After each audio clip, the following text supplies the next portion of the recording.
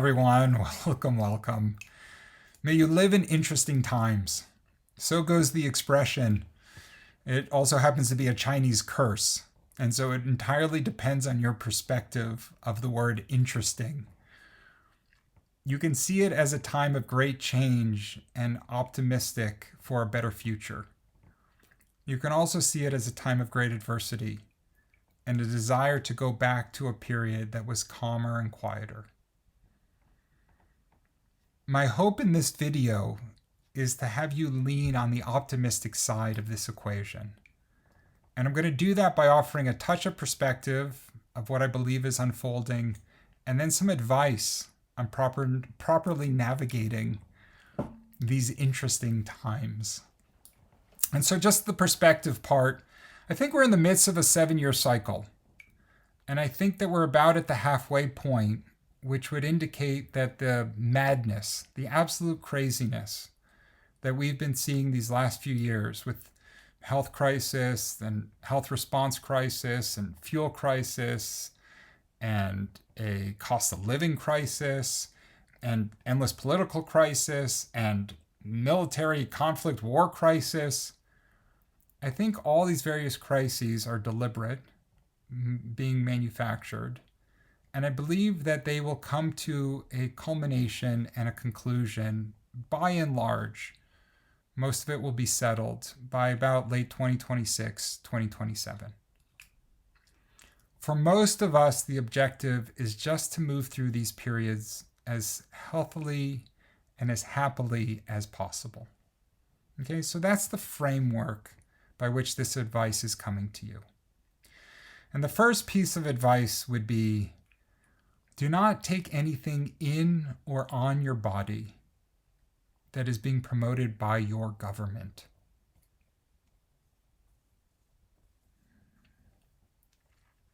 At this point in history, federal governments in particular cannot be trusted. Some state or municipal, some provincial governments can be. But the higher up you go, government is either entirely inept and dysfunctional or has been infiltrated badly. And that which is being promoted is not in your highest and greatest good at this time in history. It was not always like this, and it will not always be this way. But for now, do yourself a favor and lean on healthy skepticism whenever anyone is telling you you must put something in or on your body. I will also add that anything that is thrown at us, any form of illness, for example, that nature will have a remedy for it. There will always be a solution that is cooperative and synergistic with your body, as opposed to foreign and chemical and who knows what else. So your journey into alignment is to make sure that instead of falling into the fear loop, that you simply call for help and make sure that the right solution comes to you so that you can be healthy and happy through this period. That's the objective for most of us, just to get through these times healthily. With that said, I move into my second piece of advice, and that is be conscientious of your consumption of the corporate or state-run media. I would say at this point, about 90% of your content, if you're consuming media content, about 90% of it should be coming from the alternative media. Those that do not have big production behind them, those that are not wholly incentivized by the financial, those that are not part of some giant global corporation. All of that is moving through an agenda.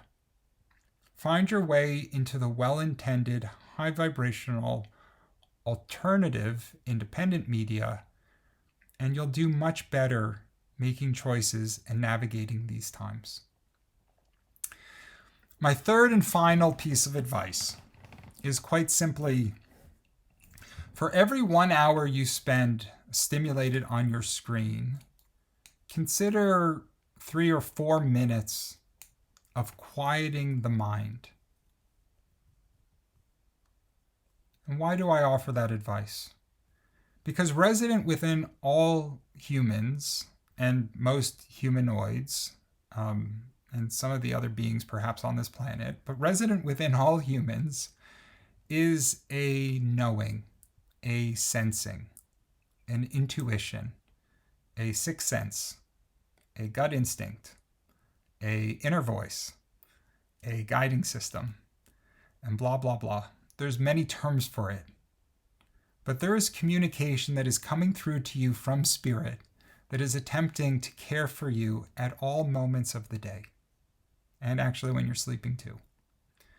And insofar as you can quiet the mind and properly hear that inner voice, all the advice that you need to healthily navigate these interesting times will come to you.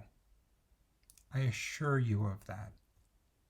And I can say that those that had the most healthy spiritual practices leading into these last few years, they got through it really well. Some were actually thriving in the stillness that these years offered them, just the quiet and the tranquility. But most of them, they could feel into the vibration of all that was unfolding, and they were able to find their inner peace and their joy in spite of all these events. And so that's my advice. If you end up spending, say, 5 hours a day looking at screens, consider 20 minutes of some form of quieting of your mind. If you spend 10 hours, literally 10 hours a day looking at screens, then maybe bookend your day, the first thing in the morning, the last thing at night, with 20 minutes of some form of stillness. Okay, and so the most obvious, I'll just give some tips, right? The most obvious is meditation. There's many forms of meditation. So if you've tried one and it hasn't worked, consider a different type of meditation. Take a meditation course, or even meditative messages or guided meditation. It kind of takes the work out of it for you. But consider meditation as obviously an easy one. Some people will find devotional listening where they're in service to another who is sharing something that they're experiencing. And instead of having an opinion or speaking over the person or talking about your own life, you simply receive that other person in a state of true devotion. You're just present. You're holding space for them. It can be wonderful as a tool for quieting the mind.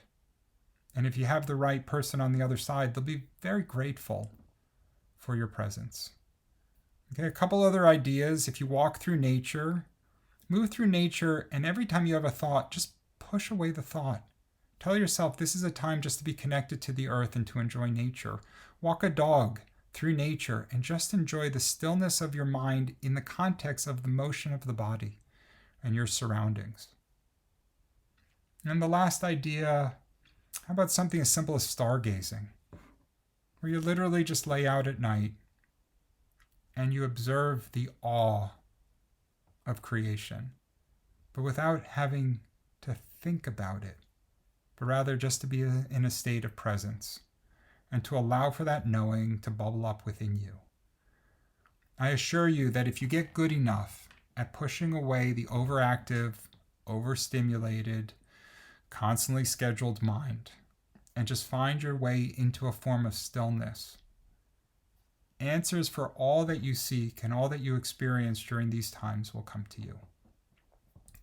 That's my third piece of advice. And that actually rounds off this very simple, but I hope helpful little video. Because I would like nothing more than for all of us to arrive through this cycle, wind up on the other side, healthily, happily, and embracing the love in the moment. Okay, with that said, I wish you all much love and light, and we'll speak again at some point soon.